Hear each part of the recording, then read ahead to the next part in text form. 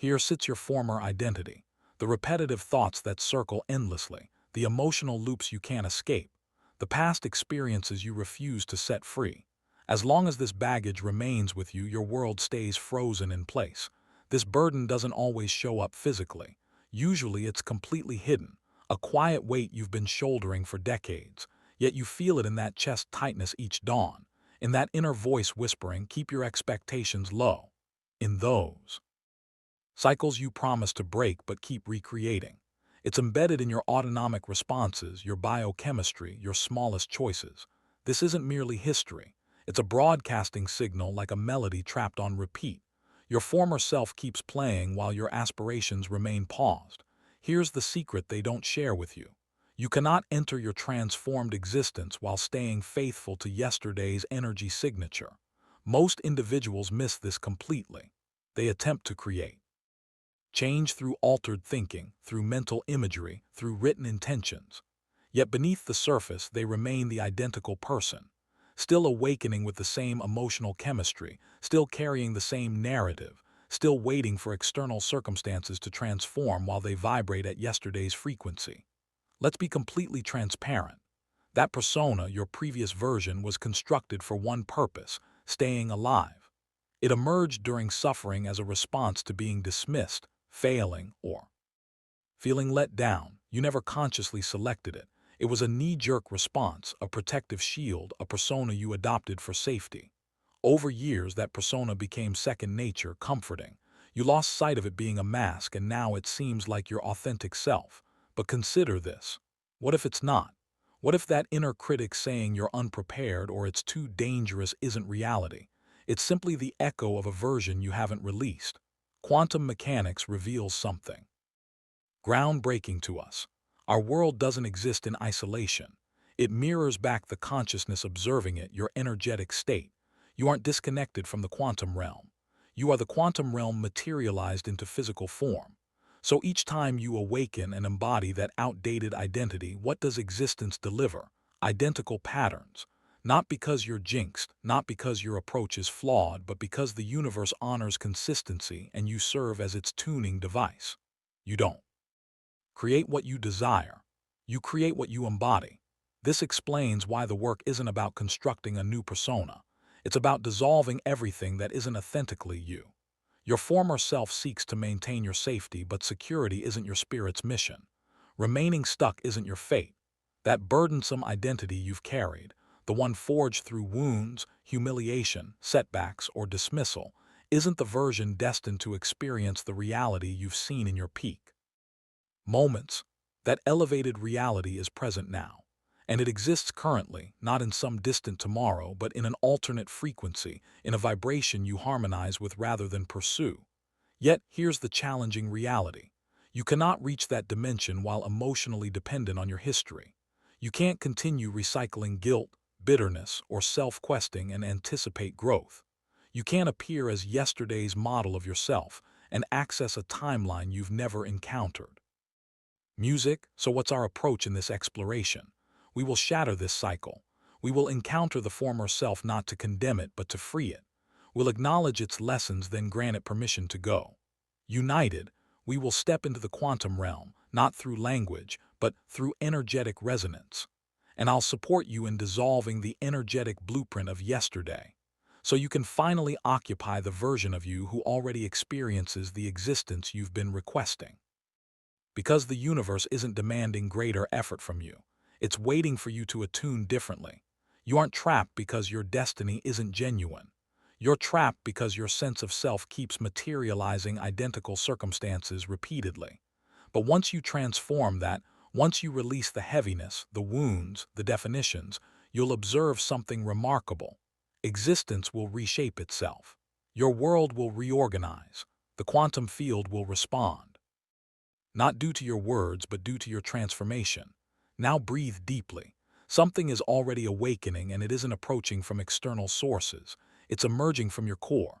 Are you prepared to encounter the version of yourself that's already liberated? Let's proceed. You open your eyes. Identical surroundings. Identical mental chatter. Identical internal dialogue streaming through your consciousness before you're fully conscious. I hope things change today. You might. Consider, but the instant your feet touch the ground, your physical form has already decided differently. Why? Because well before your aware mind starts generating, your unconscious identity has assumed control. You don't enter a fresh day. You enter a familiar self repeatedly. Your body holds memory. It remembers your identity not as recollection but as cellular programming. Feelings transform into chemical sequences. Actions become involuntary. Eventually, you cease responding to current moments. You merely recreate. Yesterday continuously until now feels stagnant and starts resembling endless repetition. Dr. Joe Dispenza tells us that once you reach 95% of your being consists of memorized responses, emotional triggers, unconscious routines, embedded perspectives, convictions, and viewpoints. Put simply, most of what you consider you isn't genuinely you. It's mental programming. It's learned behavior.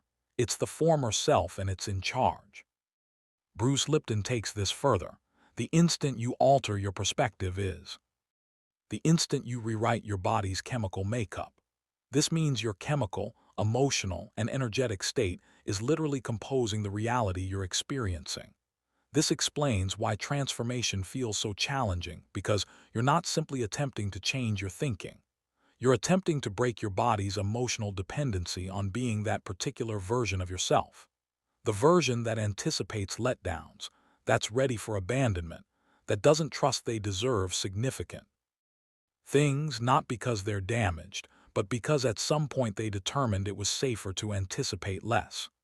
You didn't select this existence, but somewhere along the way, your system concluded that pain was predictable, and predictability can feel secure even when it causes harm.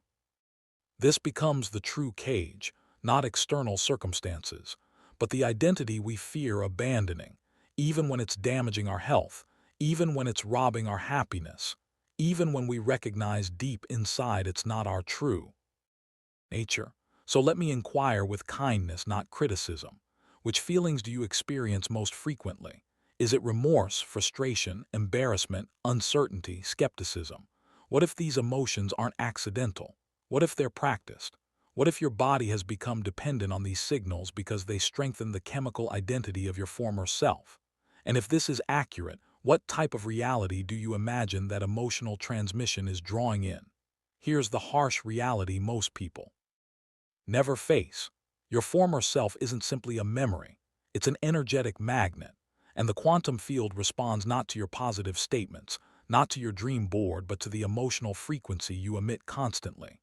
You might declare you want connection, but if your foundation is "I'm insufficient," you will push away closeness. You might picture prosperity, but if your emotional foundation is anxiety, you will unconsciously resist opportunities, not because you're undeserving, but because you're nervous. System hasn't upgraded to the version of you that's prepared to receive. This explains why you can consume every book, attend every workshop, recite every affirmation, and still feel immobilized. Because transformation isn't purely intellectual. It's vibrational, physical, molecular. So what's next? Initially, we illuminate this cycle not to criticize it, but to witness it. To understand that who you've been isn't a permanent truth. It's a rehearsed frequency, one you can cease practicing the moment you choose to stop identifying with it. This isn't about self-hatred.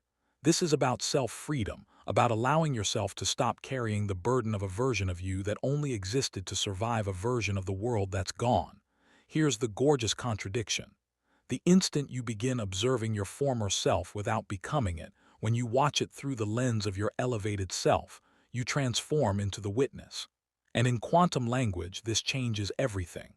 The witness collapses the probability wave.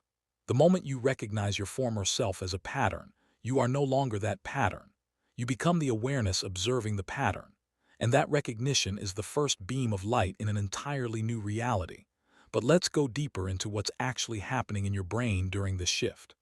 Neuroscience shows us that when you observe your thoughts and emotions without identifying with them, you activate your prefrontal cortex, the part of your brain responsible for higher-order thinking and conscious choice. Simultaneously, you begin to quiet the amygdala, which is responsible for fear-based reactions and survival responses. This neurological shift is measurable. Studies using brain imaging technology show that people who practice observer awareness literally rewire their neural networks within weeks. The neural pathways associated with your old identity begin to weaken through lack of use, while new pathways associated with your elevated identity